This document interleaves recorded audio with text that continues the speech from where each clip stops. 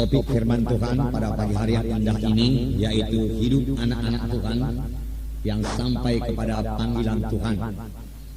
Jadi bukan hanya sekedar selamat saja, tetapi kita sampai kepada maksud Tuhan di dalam hidup kita. Kita akan membaca, saudaraku, seturut dengan pembacaan Alkitab kita, yaitu surat Paulus kepada Timotius.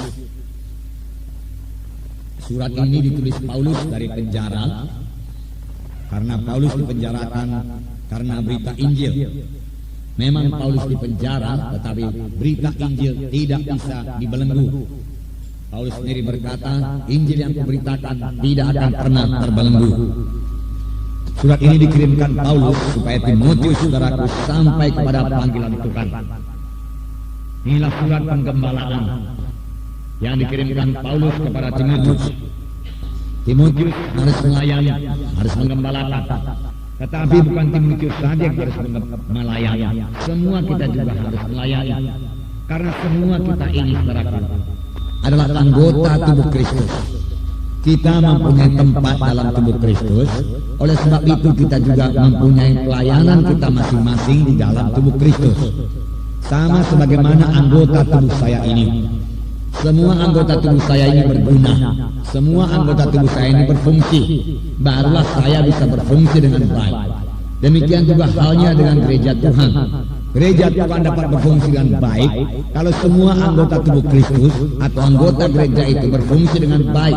Masing-masing berusaha supaya mereka sampai kepada panggilannya.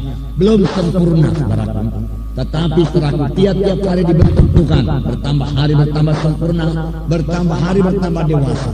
Dan maksud surat Paulus, saudaraku, kepada Timotius ini ialah supaya Timotius tahu bagaimana mengerjakan pekerjaan Tuhan, apa yang harus diperbuat oleh Timotius, bagaimana Timotius harus hidup, bagaimana Timotius harus menjadi teladan dan contoh yang baik kepada jiwa-jiwa.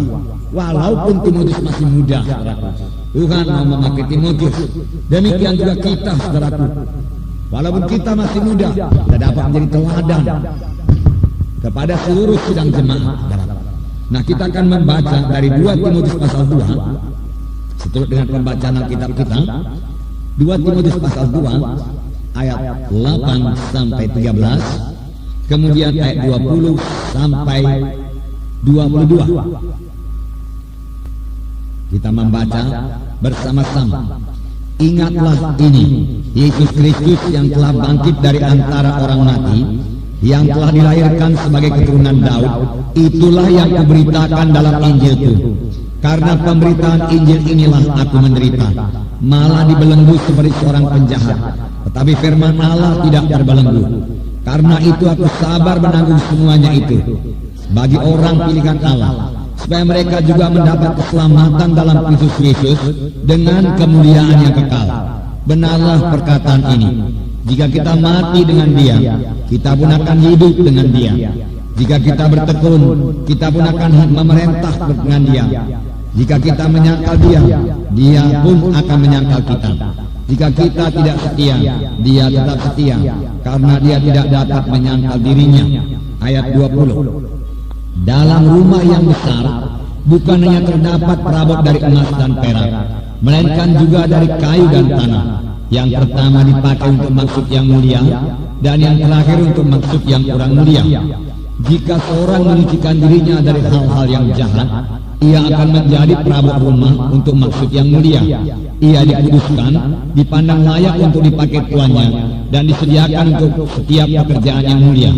Sebab itu jauhilah nafsu orang muda, kejarlah keadilan, kesetiaan, kasih dan damai bersama-sama dengan mereka yang berseru kepada Tuhan dengan hati yang murni. Nah, di sini diterangkan supaya Timotius berhasil dalam panggilan Tuhan. Timotius juga harus mencek beritanya. Paulus mengatakan bahwasanya berita yang dibawa Paulus adalah berita Injil. Apakah berita Injil itu? Berita Injil itu yaitu berita tentang Yesus. Paulus mengatakan tadi, berita yang dia bawa adalah tentang Yesus Kristus yang telah bangkit dari antara orang mati, yang dilahirkan sebagai keturunan Daud. Itulah yang kuberitakan. Jadi Yesus anak Allah yang telah menjelma menjadi manusia. Tidak ada dosa dalam Yesus. tetapi semua dosa manusia yang dipikulkan kepada Tuhan Yesus. Itulah sebabnya Yesus disalib karena kita.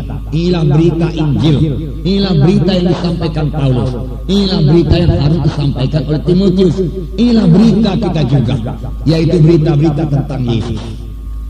Berita-berita tentang Yesus selalu diteguhkan Tuhan Yesus dengan tanda-tanda yang menyertainya. Kalau saudara, berita kita kurang dari tanda-tanda yang menyertai, perlu kita mencek kembali berita apa yang kita beritakan. Karena Tuhan Yesus hanya meneguhkan berita yang kita beritakan. Begitulah baiknya Tuhan itu, saudara. Kita membaca pada waktu Tuhan melayani di bumi ini, saudara, maka jiwa-jiwa menerima kuasa Tuhan. Tetapi dari manakah mereka menerima kuasa Tuhan? Dari iman. Dari manakah datangnya iman ini? Iman datang daripada pendengaran akan firman Tuhan.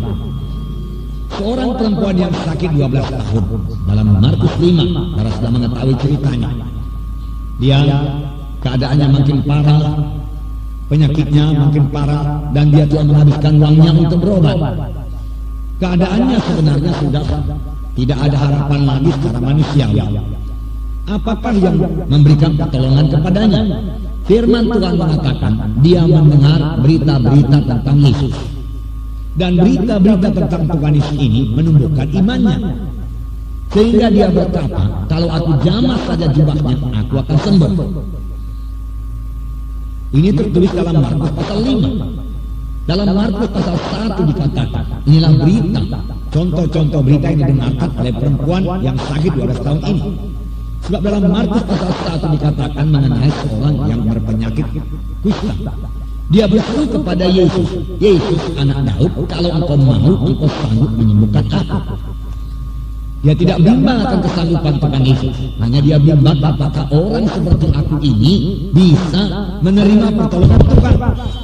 Aku kelihatannya tidak layak. Banyak juga orang demikian sekarang ini. Bahkan untuk menerima keselamatan saja, banyak orang merasa dirinya tidak layak. Padahal keselamatan itu adalah anugerah Tuhan semata-mata. Anugerah yang diterima dengan cuma-cuma, tidak usah dibayar. Keselamatan sudah sedia, tetapi kita harus mendengarkan berita Injil. Yesus menjawab pada orang yang sakit kusta itu, aku mau, jadilah engkau tahir. Kemudian hati Yesus tergerak oleh belas kasihan, lalu mengulurkan tangannya dan menjamah orang kusta itu, dan orang itu sembuh ketika itu juga. Inilah macamnya berita yang didengarkan oleh perempuan yang sakit 12 tahun ini, sehingga berita itu menimbulkan imannya. Berita-berita tentang Yesus. Sampai sekarang, saudaraku, berita-berita tentang Yesus ini, saudaraku, perlu diberitakan dan harus diberitakan. Inilah yang kami beritakan dalam KKR. Kita memberitakan Yesus penampun dosa. Saya membaca waktu itu, saudaraku, mengenai seorang yang lumpuh digotong oleh 4 orang yang dibawa kepada Tuhan Yesus. Pada waktu itu Tuhan Yesus lagi mengajar di dalam sebuah rumah di Kapernaum. Tetapi karena mereka tidak dapat menghampiri Yesus karena orang banyak itu, mereka tidak menyerah. Mereka mengatasi halangan-halangan. Sekarang ini juga kita perlu mengatasi halangan-halangan. Kalau kita mau bertemu dengan Tuhan Yesus. Halangan-halangan ini kebanyakan datang dari setan. Dia tidak mau pulang. Dia percaya kalau dia bertemu dengan Tuhan Yesus, sesuatu pasti terjadi. Nah, inilah berita tentang Yesus yang diberitakan Paulus, yang harus diberitakan Timotius, yang harus kita beritakan juga.